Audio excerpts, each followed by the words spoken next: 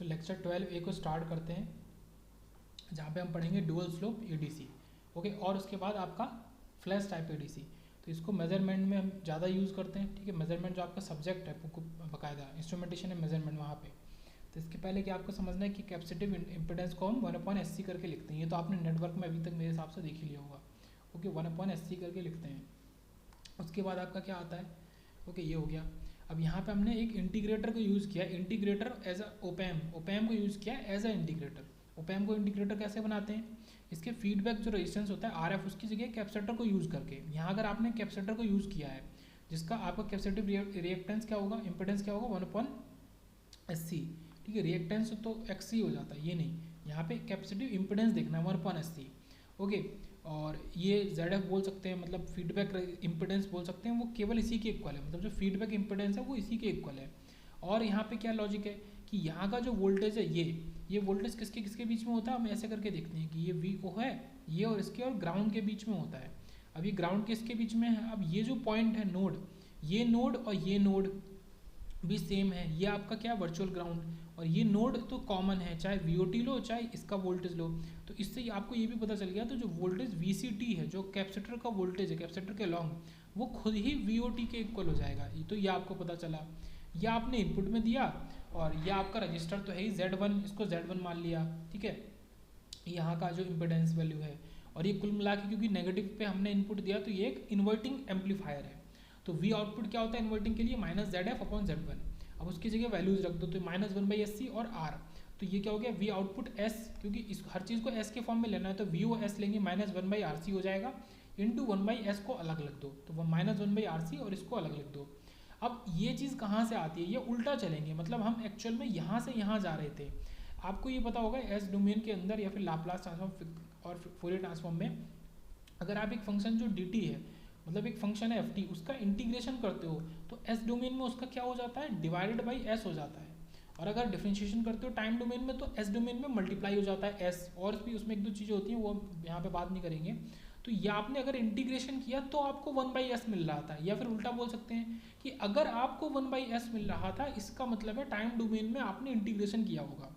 Okay, अब यही चीज़ हमने यहाँ करी है कि VCT तो इक्वल है VOT के, ये तो हमें पहले से पता है, इक्वल टू -1/RC, और इंटीग्रेशन -∞ से t और V in t, मतलब ये जो आपका V in S है, इसको V in t लिख दिया टाइम डोमेन में, और इसका इंटीग्रेशन कर दिया, और -1/RC को एज इट इज लिखा रहने दिया।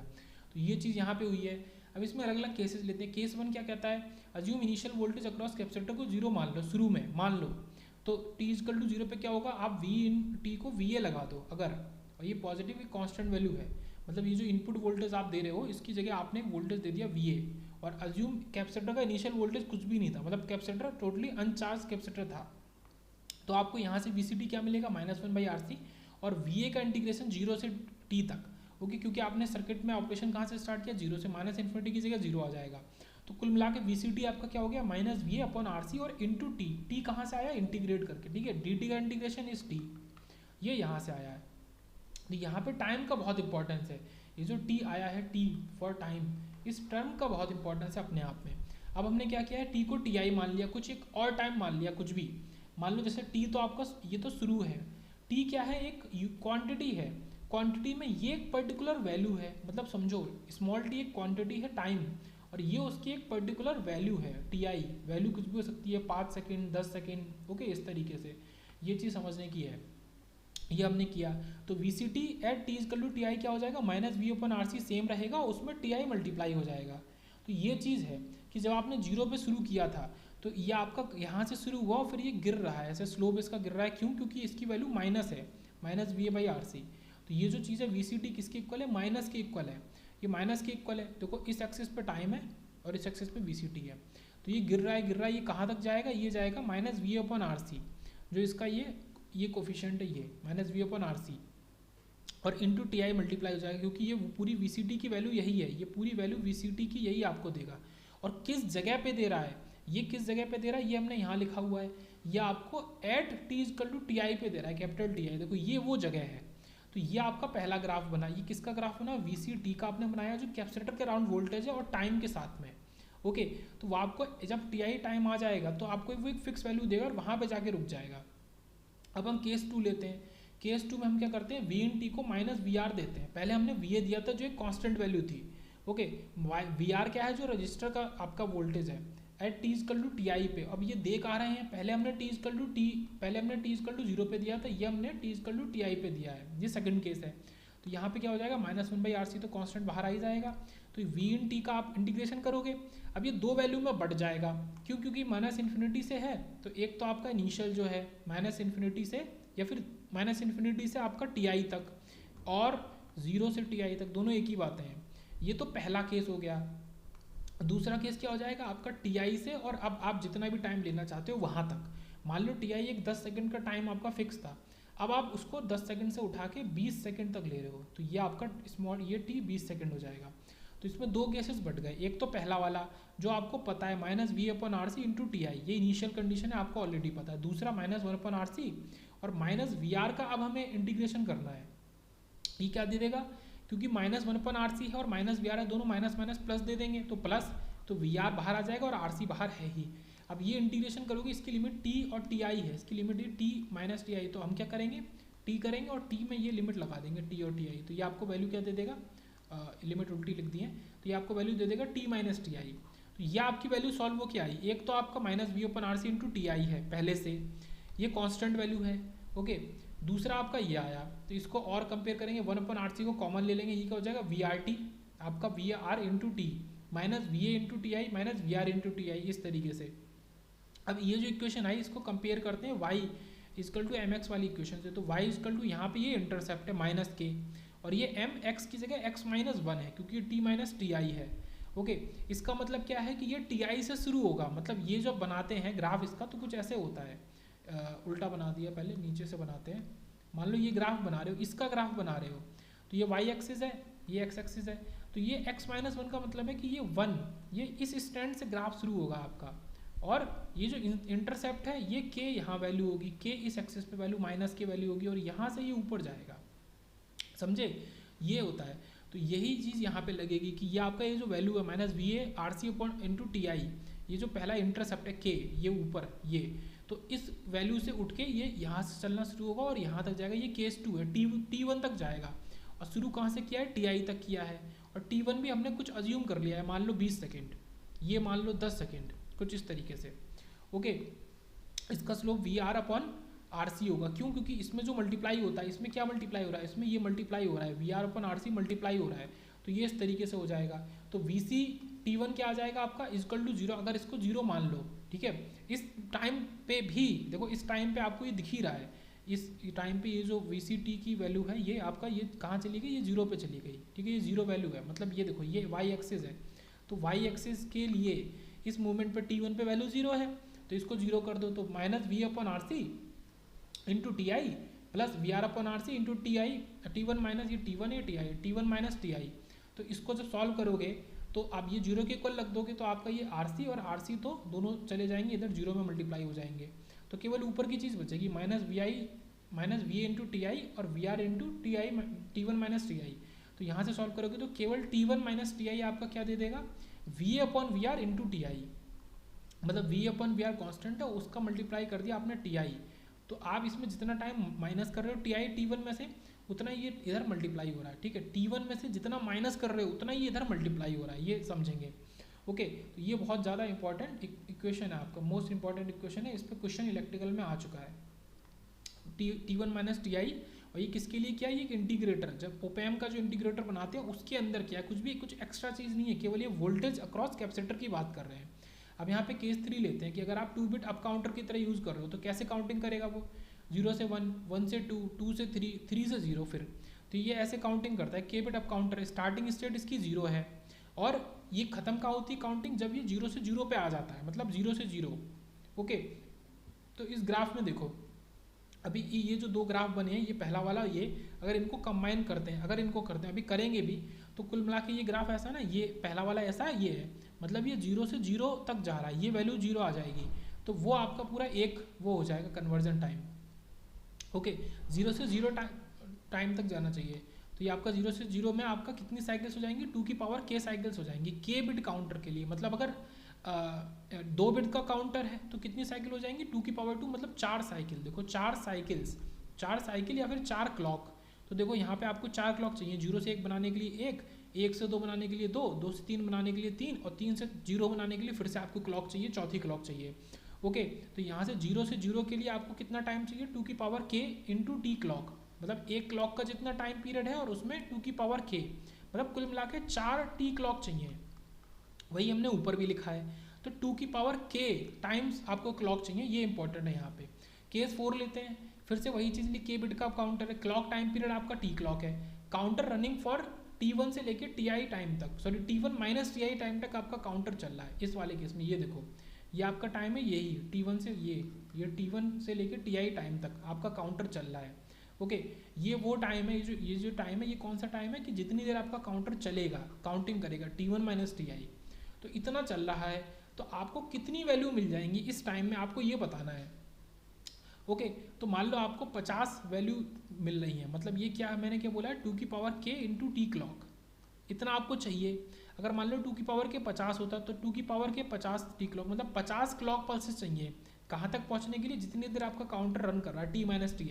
तो यहाँ से क्या हो जाएगा आपका, मतलब वो जो 50 वैल्यू है, counter running for value of अब काउंटर इन द डेसिमल, मतलब डेसिमल में कितनी वैल्यू के लिए अब काउंटर चलेगा। जैसे मान लो 50 के लिए चल रहा है या 2 की पावर k के लिए चल रहा है, मैंने माना 2 की पावर k के लिए चल रहा है, तो वो 2 की पावर k किसके इक्वल होगी, T1 minus Ti upon T clock base 10, मतलब ये डेसिमल वैल्यू होगी कि 50 आपको क्लॉक पल्सेस चाहिए, तो आपको ये टाइम लेना पड़ेगा। तो एक ये इंपॉर्टेंट फार्मूला है कि आपका T1 minus Ti upon T clock, ये इंपॉर्टेंट है। ओके, तो इतना समझते हैं यहाँ तक। अब और आगे बढ़ते हैं। अब हमने क्या किया है, इस फिगर को पूरा बनाया है। ओके, और यहाँ पे एक चीज़ समझते हैं कि ये जो वर्क कर रहे हैं, वर्क टुगेदर, एक साथ काम करते हैं। देखो, एक आपका ये हो गया अलग, ये आपका इंटीग्रेटर है, और एट द सेम टाइम ये आपका केवल कंपेरेटर है, और इसको ये ग्राउंड हमने डाल दिया, उससे कंपेयर कर रहे हैं। ओके, तो ये दोनों स्टार्ट भी एक समय पे करते हैं और स्टॉप भी एक समय पे करते हैं। ये कंट्रोल सर्किट है, कंट्रोल सर्किट आपका खुद स्टार्ट करेगा और स्टॉप करेगा एंड ऑफ कन्वर्जन जब चाहोगे आप। और ये के बिट अप काउंटर है, यहाँ पे आपको आउटपुट मिलेगा। तो के बिट अप काउंटर किस पे डिपेंड कर रहा है, इस पे डिपेंड कर रहा है यहाँ पे, ये इंटीग्रेटर जो है और कंपेरेटर जो है। तो ये आपका डुअल स्लोप सर्किट हुआ इसका, ओके, एडीसी टाइप का। तो ये चीज़ है, ये यहाँ पे इंपॉर्टेंट बात क्या, दोनों एक साथ start and stop at the same time एक साथ करते हैं। और यहाँ पे क्या चीज़ है, आप चाहो तो यहाँ पे VA दे दो, जो केस 1 था हमने देखा था उसको लेके देखा था, और केस 2 में आपने क्या दिया था, यहाँ पे VR दिया था, केस 2 में आपने VR दिया था, तो VR दे सकते हो। ओके, और ये आपका पूरा यहाँ पे C हो गया, ये आपका केवल ये है, कंट्रोल सर्किट है, इस तरीके से आपका काम कर रहा है। तो कंपेरेटर है ये VCT, यहाँ पे जब 0 होगा तभी इधर मतलब क्लॉक पल्स को आगे भेजेगा और ये काम करेगा काउंटर आपका। ओके, तो ये कंडीशन है, ये भी इंपॉर्टेंट है। ये पहले ही हमने बात कर ली कि VCT मतलब उस पर इनिशियल वोल्टेज कुछ भी नहीं होना चाहिए, ठीक है, कैपेसिटर पे खाली होना चाहिए बिल्कुल। ओके, उसके बाद यहाँ पे केस 1 की बात करते हैं, एट t इजकल टू 0, तो आपका V इन टी हमने VA के इक्वल लिया था, at t equal to TI कुछ टाइम के बाद आपका V in T minus VR के इक्वल है। तो ये दोनों कंडीशन हम यहाँ यूज़ करेंगे। अब हमने यहाँ पे एक्चुअल में क्या किया है, जो हमने पहले बात करी थी कि दोनों ग्राफ को मिक्स कर देंगे। ये देखो 0 पे स्टार्ट हुआ और 0 पे एंड होगा, पहला जो केस था, तो आपका ये 0 से 0 तक ऐसे गया, यहाँ से यहाँ तक, मतलब इसमें पूरा एक जैसे 2 बिट का है काउंटर, तो वो पूरा 0 से 1 2 3 और फिर 0 आ चुका है इस ड्यूरेशन में, ओके, ये तो पहला आपका हो गया। इसी को हम और क्या कहते हैं, इसी को हम इंटीग्रेशन टाइम कहते हैं, यही आपका इंटीग्रेशन टाइम है। ओके, उसके बाद ये आपने क्या, इसका ये वैल्यू कितनी है, intercept minus VA/RC into TI, ये भी हम देख चुके हैं, ये केस 1 है। अब केस 2 लेते हैं, और यहाँ पे एक चीज़ और समझो, इंटीग्रेशन टाइम की वैल्यू कितनी होती है, टाइम कितना होता है 2 की power k into T clock, ये हम पहले भी देख चुके हैं। मतलब अगर 2 बिट है तो आपको 4 टी क्लॉक चाहिए इंटीग्रेशन कराने के लिए। 4 टी क्लॉक क्यों चाहिए, आपको 0 से 0 तक पहुँचने के लिए, एक पूरी साइकिल को पूरा करने के लिए, तो आपको 4 टी क्लॉक चाहिए। तो इसका मतलब इसीलिए ये इसका टी जो इंटीग्रेशन टाइम है ये 2 की power k into T clock के इक्वल आया। उसके बाद अब ये यहाँ पे क्या हो गया कि दोनों स्टॉप हो गए एक साथ, स्टॉप बोथ, ठीक है, एक साथ स्टॉप हो गए 0 पे पहुँचने पे, पर फिर से स्टार्ट भी हुए, स्टार्ट भी एक साथ हुए। बट यहाँ पे एक चीज़ समझो, ये देखो ऐसे, ये यहाँ से गए तो 0 तक, जैसे ये 0 है, 0 से 0 तक गए, बट यहाँ पे एक लॉजिक की बात है कि अब ये वापस, ये आपका डिजायरेबल चीज़ है कि 0 से 0 तक जाए, बट आपको जो वैल्यू पता करके लानी है, ये आप क्या पढ़ रहे हो, ये आप एडीसी पढ़ रहे हो, एनालॉग टू डिजिटल कन्वर्टर। मतलब आपको मान लो 2.67 वैल्यू है, उसके लिए कोई डिजिटल वैल्यू आपको लिखनी है, तो ये 2.67 होने की वजह से यूजुअल वैल्यू नहीं है, ये आपका ग्राफ 0 तक ना जाके ये T1 तक चला जाएगा। और ये जो टाइम बच गया, ये टाइम और ये जितना गया ये टाइम, मतलब देखो 2 टाइम निकले, एक 0 से T1 निकला और एक T1 से 0 निकला। तो ये आप यही दोनों टाइम आपको एक्चुअल बताएंगे कि आपकी वैल्यू कितनी है। मतलब ये यहाँ पे क्या है कि थोड़ा सा इंटरफेरेंस होकर आपका नॉर्मल वैल्यू आपको मिली। मतलब पहली कंडीशन तो हमने वही देख ली, ये 0 से 0 तक जाना चाहिए, 0 से 0 तक गया, ये डिजायरेबल वैल्यू है 0 से 0 तक, बट एक्चुअल में वो 0 से 0 तक वापस में नहीं जाएगा। तो ये जो दूसरा टाइम होता है ये आपका डी इंटीग्रेशन टाइम होता है, ये डी इंटीग्रेशन टाइम है। डी इंटीग्रेशन टाइम को भी देख लेते हैं। ये आपका जो टाइम है ऊपर चढ़ता हुआ, ये डी इंटीग्रेशन टाइम है, पर अब ये 0 से 0 तक नहीं जा रहा। क्यों? ऑब्वियस सी बात है भाई, आपका ये 0, 1, 2 और 3 और 0 ये होता है, ये जब तक यहाँ चला जाएगा तो आपको एक क्लॉक पूरी हो जाएगी। बट आपको तो कुछ वैल्यू चाहिए ना, आपको 2.67 चाहिए जो लाई करेगी 2 और 3 के बीच में। तो कुल मिला के सीधी सी बात है कि 0 से 1 पे जाएगा, 2 पे जाएगा, 3 पे जाएगा। अब ये 2 से 3 के बीच में कहीं पे आपका सर्किट स्टॉप कर देगा। ओके, तो वो फिर से 0 से 0 तक नहीं जा पाएगा। ये बहुत इंपॉर्टेंट बात है यहाँ पे, फिर से वो 0 से 0 तक नहीं जा पाएगा। तो डी इंटीग्रेशन टाइम में वो 0 से 0 तक नहीं जा पाता है, ये समझने वाली बात है। ओके, यहाँ पे फिर लेकिन VCT फिर से 0 हो गया। यहाँ पे जो इसका वोल्टेज है जो कुछ आया भी था वो फाइनली फिर 0 हो गया। वो 0 होगा तभी आपका स्टॉप हो जाएगा।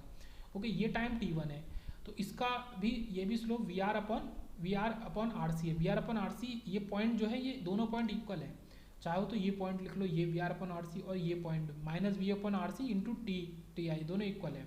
ओके, अब ये जो टाइम है पूरा डी इंटीग्रेशन का टाइम, यही आपका T माइनस TI होता है। ये जो T माइनस TI है डी इंटीग्रेशन का टाइम है, और यही आपको बताएगा कि आपको क्या वैल्यू काउंटर में मिलेगी। वैल्यू इन अप काउंटर क्या होगी, T माइनस TI या फिर T1 माइनस TI, एक ही बात है, T1 माइनस TI या फिर T minus TI upon TCL के और बेस 10। ये हम ऊपर भी देख चुके हैं केस 4 में, है ना।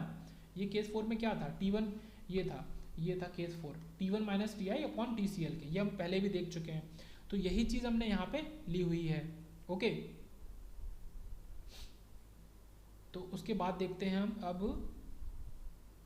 ओके, ये तो पूरा ग्राफ समझ में आ गया, कहाँ पे क्या स्टार्ट हुआ है, कहाँ खत्म हुआ, 0 से 0 तक गया, फिर वो 0 से 0 तक नहीं गया, क्यों नहीं गया, किस में कितना टाइम लगा, टी इंटीग्रेशन का टाइम क्या है, डी इंटीग्रेशन का टाइम क्या है।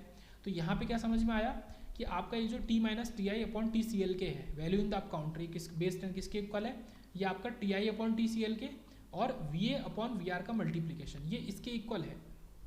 ओके, ये वैल्यू भी हमने ऊपर कहीं देखी थी, तो ये आपका ये है। ओके, ये T माइनस TI और VA upon VR into TI, ये दोनों इक्वल थे। अब दोनों में आपने T अपॉन ये अपॉन TCL के लगा दिया, तो कोई दिक्कत नहीं, आप चाहो तो लगा सकते हो। तो ये आपने अलग से लगा दिया, तो यही वैल्यू हमने वहाँ पे उठाई है, T minus TI equal to VA upon VR into TI, और ये अपॉन TCL के। तो ये बहुत ज़्यादा इंपॉर्टेंट है। मतलब पूरा कंक्लूजन यही है कि आपको ड्यूअल स्लोप में क्यों, मतलब क्या यूज़ करना है एज अ फॉर्मूला। तो ये आपका हो गया, दोनों बेस 10 में है। अब यहाँ पे समझो कि इसको हम डुअल स्लोप ही क्यों कहते हैं। यहाँ पे डुअल स्लोप क्यों कह रहे हैं वो यहाँ समझते हैं। पहले अच्छा कुछ चीज़ और देख लेते हैं। मतलब ये एक तो लीनियर ट्रांसफॉर्मेशन होता है, इसको भी प्रूव करेंगे कि ये लीनियर ही क्यों होता है। और वोल्टेज टू टाइम ट्रांसफॉर्मेशन होता है, असल में ये वोल्टेज का transformation in terms of time करके देता है। जैसा कि आपको दिख गया होगा, जो ये आपको T माइनस TI मिल रहा है, ये देखो ये आपको T माइनस TI मिल रहा है ना, ये T माइनस TI, ये आपका असल में जो वोल्टेज में वैल्यू है, जैसे 2.67 था, तो वोल्टेज में कितना आपका वैल्यू है 0 से ज़्यादा, तो वो आपको कहाँ मिलेगा, T माइनस TI के फॉर्म में मिलेगा। तो असल में इसने इस वोल्टेज को इस टाइम की वैल्यू में ट्रांसफॉर्म कर दिया। ये कुछ वैल्यू होगी सेकंड में, मिली सेकंड में, तो वो उसके पैरेलली काम करके आपको बता देगा अच्छा ये 2.67 के आसपास का वोल्टेज है। ओके, तो डुअल स्लोप इंटीग्रेटर आपका वोल्टेज टू टाइम ट्रांसफॉर्मेशन होता है। एक चीज़ तो ये, अगर आपका वोल्टेज बढ़ेगा तो आपका टाइम भी बढ़ेगा, तो ये लीनियर प्रोपोर्शनल है, पहली बात ये। और आपका minus VA2 upon RC is greater than VA1 upon RC। अगर जैसे कि यहाँ पे हम देख रहे हैं, अभी देखेंगे इस वाले ग्राफ में, अगर आपका VA2 बड़ा है एक्चुअल में, ये तो RC कट ही जाएगा, माइनस VA2 आपका VA1 से बड़ा है, तो आपका T2 भी T1 से बड़ा होगा। अब देखते हैं कैसे, ये ग्राफ है आपका। ओके, यहाँ पे पहले हमने VA को VA1 ले लिया जो ऑरेंज वाला है, तो ऑरेंज वाला आपका नॉर्मल केस ये ऐसे गया इंटीग्रेशन टाइम, ये डी इंटीग्रेशन टाइम हो गया। तो यहाँ पे इसको T1 टाइम लग गया यहाँ पहुँचने में। ओके, अब हमने क्या किया, दूसरी वैल्यू ली तो ये आपका ऐसे गया और फिर ये आपको यहाँ गया, इसको अब T2 टाइम लग गया। अब यहाँ पे एक चीज़ समझो आप, यहाँ पे क्या होता है ना, एक्चुअल में आपका इंटीग्रेशन टाइम फिक्स होता है। मतलब आप कोई भी वैल्यू ले लो, आप VA1 ले लो, VA2 ले लो, VA3 ले लो, VA4 ले लो, VAN ले लो, आपका इंटीग्रेशन टाइम हमेशा फिक्स रहेगा। तो इस वजह से इसको यहाँ पहुँचने में सेम वैल्यू लगी, मतलब इस TI टाइम पे दोनों सेम पॉइंट पे पहुँच गए। देखो ये पहुँच गए इधर, ठीक है, इसका स्लोप कुछ और है, इसका स्लोप कुछ और है। तो इसी वजह से इसको क्या कहते हैं, डुअल स्लोप। आपको अलग स्लोप मिल जाता है उसी वाले उसमें, क्योंकि इंटीग्रेशन आपका टाइम फिक्स है। अब यहाँ पे क्या होता है, और डुअल स्लोप एक्चुअल में क्यों बोलते हैं, क्योंकि एक स्लोप आपका यहाँ है और एक स्लोप आपको यहाँ मिलेगा, मतलब एक स्लोप फॉर इंटीग्रेशन, एक स्लोप फॉर डी इंटीग्रेशन। इस वजह से एक्चुअल में इसको ड्यूअल स्लोप बोलते हैं। ओके, यहाँ पे क्या चीज़ है कि आपका जो स्लोप है वो फिक्स है। आप जब डी इंटीग्रेशन करते हो, डी इंटीग्रेशन करोगे तो आपका जो स्लोप होगा वो फिक्स वैल्यू का होगा, आपको ये समझ के रखना है। अब क्योंकि इसका स्लोप फिक्स है तो देखो ये दोनों एक दूसरे के पैरेलल दिखनी चाहिए, ये दोनों एक दूसरे के पैरेलल तभी दिखेंगी जब ये कुछ टाइम लेगा तो ये इससे ज़्यादा टाइम ले ले। ओके, तो ये चीज़ समझो कि अगर अलग वैल्यू में इनपुट में दे रहे हैं और जो वैल्यू ज़्यादा है तो उसके लिए आपको ज़्यादा टाइम लग रहा है। क्यों, यहाँ पे देखो VR भी फिक्स है, V रेफरेंस तो फिक्स रहेगा, और ये प्रूव भी कर रहा है कि ये ग्राफ से कि एक लीनियर सर्किट है। ओके, तो यहाँ पे समझो, यहाँ पे आपका इंटीग्रेशन टाइम फिक्स होता है, यहाँ पे आपका स्लोप फिक्स होता है। तो ये इंपॉर्टेंट बात थी। अब ये आपका कहाँ पे यहाँ टच कर रहा है TI को, ये आपका -VA1/RC TI पे टच कर रहा है, और ये दूसरा वाला आपको कहाँ टच कर रहा है, ये -VA2/RC TI पे टच कर रहा है। ये चीज़ हो गई, इसका स्लोप VR/RC, इसका भी VR/RC, दोनों का स्लोप सेम है। डी इंटीग्रेशन टाइम के अंदर स्लोप सेम है, इस वजह से इसको ज़्यादा टाइम लग गया। ये कंपैरिजन हो गया दो, अगर हम एक साथ लेते हैं अलग अलग इनपुट तो डुअल स्लोप कुछ इस तरीके से काम करता है। ये इंटीग्रेशन टाइम और ये दूसरा वाला D integration time. Integration time के लिए आपका फिक्स टाइम फिक्स होता है, फिक्स इंटीग्रेशन टाइम होता है, और आपका डी इंटीग्रेशन के लिए स्लोप की वैल्यू फिक्स होती है, टाइम फिक्स नहीं होता, टाइम बदल सकता है। अब एक दो क्वेश्चन लेते हैं, ये 10 मार्कर का क्वेश्चन ISEC 2016। तो आपको यहाँ दिया है dual slope ADC uses 16 bit, जो इंपॉर्टेंट बात है उसको नोट कर लेंगे, counter and 4 megahertz clock rate. यहाँ से हम T निकाल सकते हैं या TCL के निकाल सकते हैं। The maximum input voltage is +10 volt, the maximum integrator output should be -8 volt, सारी वैल्यू दे दी है। When the counter is cycle to 2 की power n counts, mean 0 to 0, मतलब वही दे दी कि 0 का 0 मतलब है 2 की पावर n काउंट, और क्योंकि ये 16 बिट का है तो ये 2 की पावर k हम यूज़ करते थे, इन्होंने 2 की पावर n बोला, हम उसको अब लिखेंगे 2 की पावर 16, और आपका क्या यूज होगा TCL के इंटू 2 की पावर 16। ये वैल्यू हमने ऊपर देख ली है कि ये कुछ इसी तरीके से यूज़ होगी। ओके, तो केस 1 है ये आपका, the capacitor using the integrator, capacitor की वैल्यू दी है, वैल्यू ऑफ रजिस्टर पूछा है, ये आपका फिगर है, फिगर तो सिंपल है, ये VNT है, ये आपका कैपेसिटर है, ये आपका रजिस्टर है, इसकी वैल्यू बतानी है, और VCT जो है वो आपका -8 वोल्ट पे अभी है इंटीग्रेटर का आउटपुट। ओके, तो यहाँ पे लगाएंगे VCT क्या होता है -1/RC, और आपका इसकी जो वैल्यू है VR की और DT, इसका इंटीग्रेशन 0 से लेके और कहाँ तक TI तक। अब ये जो वैल्यू है असल में ये वैल्यू किसकी है, ये TI की वैल्यू है, ये आपको समझना है, ये TI की वैल्यू है। ओके, तो यहाँ पे इंपॉर्टेंट क्या है कि ये जो वैल्यू है जो आपका ये क्या है 1/4 मेगाहर्ट्ज, सॉल्व करके ऐसा आएगा, और इसमें जब आप 2 की पावर k को मल्टीप्लाई करोगे तब वो आपका पूरी TI की वैल्यू बनेगी। ओके, तो यहाँ पे क्या हो गया VCT 8, तो ये -8 × RC, और ये आपका 10 बाहर आ जाएगा और इंटू TI, इसका इंटीग्रेशन आपको क्या देगा, केवल T देगा, और T में लिमिट लगा दो 0 और TI, तो ये आपको TI दे देगा। तो सिंपल है, R क्या हो जाएगा, C को उधर भेज देंगे, तो -10/8 ये C की वैल्यू, और यहाँ पे TI की वैल्यू लगा देनी है, TI की ये वैल्यू है पूरी। तो ये आपका ये सब सॉल्व करके 204.8 किलो ओम आ गया आपका, 204.8 किलो ओम रजिस्टर की वैल्यू आ गई। ये सिंपल है, आपने कुछ नहीं किया, इंटीग्रेटर की इक्वेशन लगाई है और वहाँ पे वैल्यू लगा के जो नॉर्मल आता है वो लगाया है, बट TI की जगह आपने TCL के जो क्लॉक टाइम पीरियड है 1 का, उसमें 2 की पावर 16 मतलब 2 की पावर k को मल्टीप्लाई किया है। ये चीज़ यहाँ पे इंपॉर्टेंट है करनी। एक क्वेश्चन और देखते हैं, यहाँ पे क्या है 3/1/2 है DVM, तो ये डिजिटल वोल्ट मीटर है असल में DVM, तो डिजिटल वोल्ट मीटर को हम इस तरीके से भी लिखते हैं 3/1/2 DVM। अब ये डुअल स्लोप ADC को यूज़ कर रहा है for a input, for a certain input, the integration time आपको दिया है 300 millisecond, and the D integration time is ठीक है, दोनों टाइम आपको दिए हैं।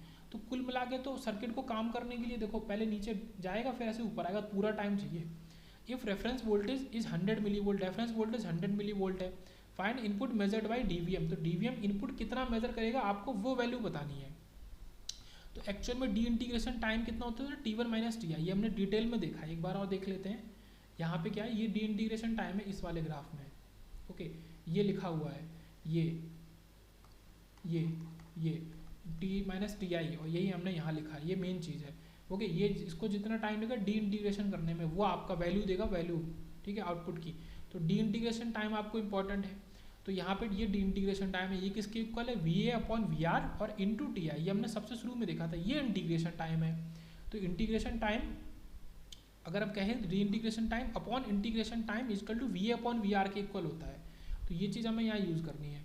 तो ये टाइम आपको दिया है, ये टाइम आपको दिया है, और वी आर आपको दिया 100 मिली वोल्ट, तो वी ए निकालना है। तो वी ए यहाँ से 123.4 वोल्ट्स आपका आ जाएगा। ये तो डायरेक्ट सॉल्व हो गया। अभी यहाँ पे कुछ भी ऐसा कुछ अलग चीज़ नहीं थी, आपको ये फॉर्मूला पता होना चाहिए, बस ये फॉर्मूला जो है ये पता होना चाहिए, ठीक है। इसको नोट करके लिख लेंगे बहुत अच्छे डुअल स्लोप एडीसी के अंदर। अब यहाँ एक दो चीज़ें और हैं कि आपका डुअल स्लोप एडीसी जो होता है वो सबसे स्लोएस्ट होता है, वो देखने में लग रहा है उसको काफ़ी टाइम लग रहा है, पहले इंटीग्रेशन टाइम फिर डी इंटीग्रेशन टाइम, बट इसकी एक्यूरेसी बहुत अच्छी होती है, हाई एक्यूरेसी होती है। और एक इंटीग्रेटर जो होता है वो आपका सबसे मतलब नॉइज़ को बहुत अच्छे से मिनिमाइज भी कर देता है। एक रीज़न ये भी है कि इस वजह से आप इसको सबसे अच्छा एक्यूरेसी वाली चीज़ बोलते हैं।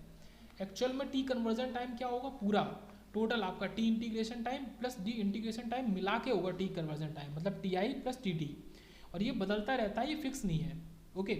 जैसा कि हमने यहाँ देखा था सेकंड वाले केस में, क्या देखा था, देखो इस ग्राफ में क्या साफ साफ दिख रहा है कि जो पहले आपको 0 से T1 टाइम लग रहा है, अब सेकंड वाले में 0 से T2 टाइम लग रहा है, ओके। तो इंटीग्रेशन टाइम तो फिक्स है, पर क्योंकि डी इंटीग्रेशन टाइम बदल जाएगा तो आपका ओवरऑल कन्वर्जन टाइम भी बदल जाएगा।